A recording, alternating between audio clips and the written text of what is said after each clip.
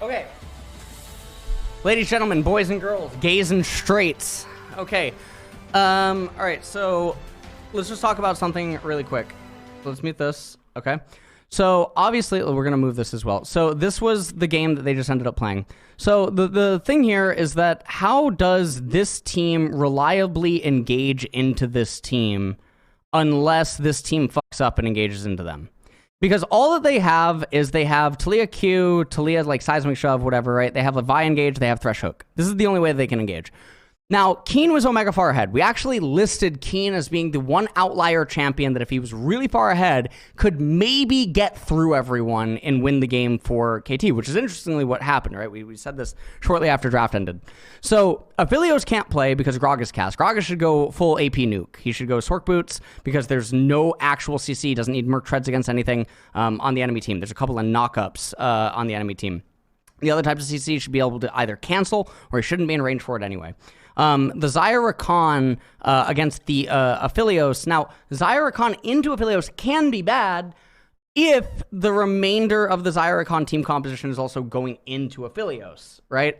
But there's a Vi, and now Vi is going into Zyra, Rakan, and Gragas. This is bad. And Aphelios is into Gragas, which is inherently bad. Then there's a Thresh, which is now trying to protect Aphelios on the assumption that Zion and Rakana go in.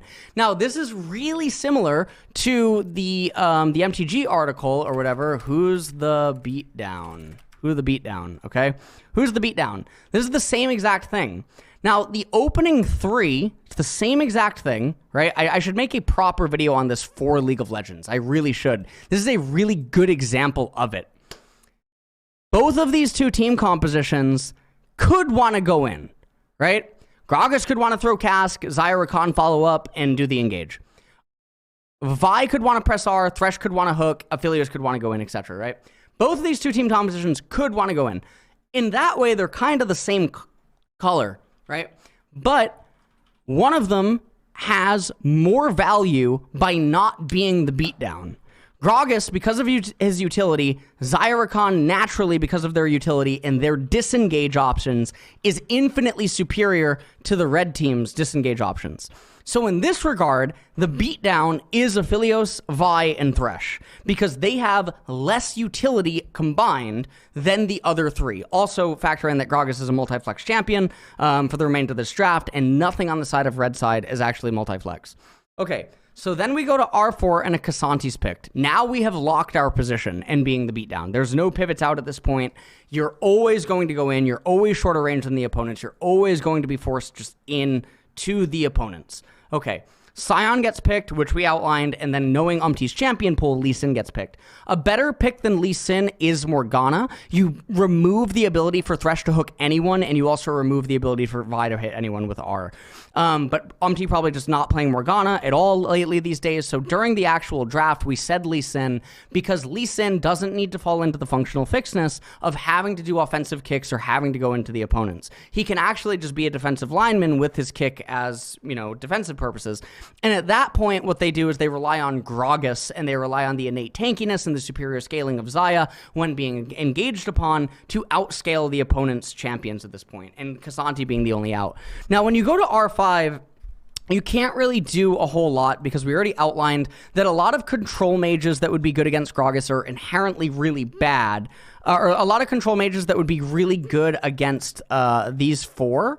So a lot of control mages that would beat these four lose to Gragas. Now, there's a couple of exceptions. Corki is sort of like a flip. He can both lose to Gragas and he can beat Gragas.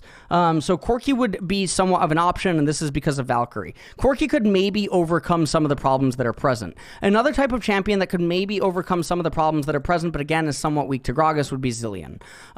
Because Zilean would allow you the utility to kind of like smork in and do some other types of things. Now, the best in slot champion that I ended up saying was probably Seraphine. And I think that it's pretty obvious. It's because if Seraphine actually goes late enough, you're allowed to smork into the opponents, and it doesn't matter about Gragas' casks, even if he's glass cannon. And then Seraphine will guarantee that you are going to stack dragons in the early stages of the game.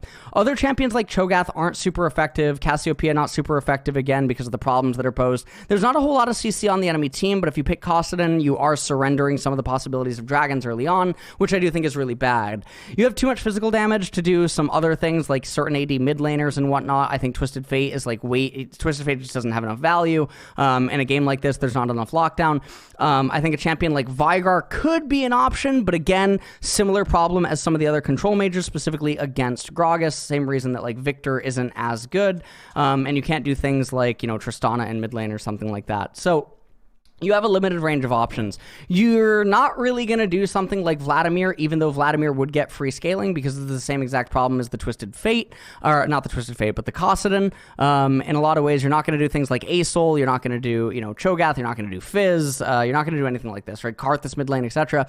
You're not going to do any of those types of things. Now, another champion that could be good, and this is primarily because of his shield, and it's a little bit difficult for the opponents to pop it, because Gragas doesn't want to just throw his cast to pop it, so he would have to pop it in other ways, would be the Malzahar, and obviously with the Lost Chapter, you would not necessarily relinquish any of the early dragon control. So I think in that regard, it would be fine. They ended up doing Talia.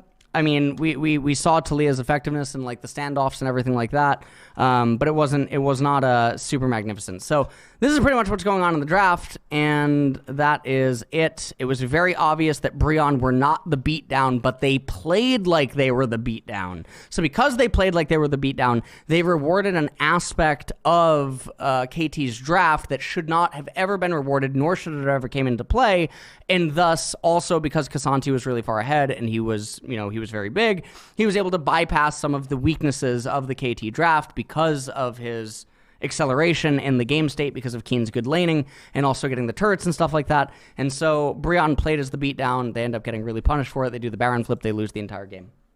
And that's a lot what was happening. The game was omega stable. Maybe this whole thing could be a clip. I think it was pretty interesting, maybe. And now, with that being said, we are going to just listen to LCK, and we're going to play an MTG draft so I can de-stress.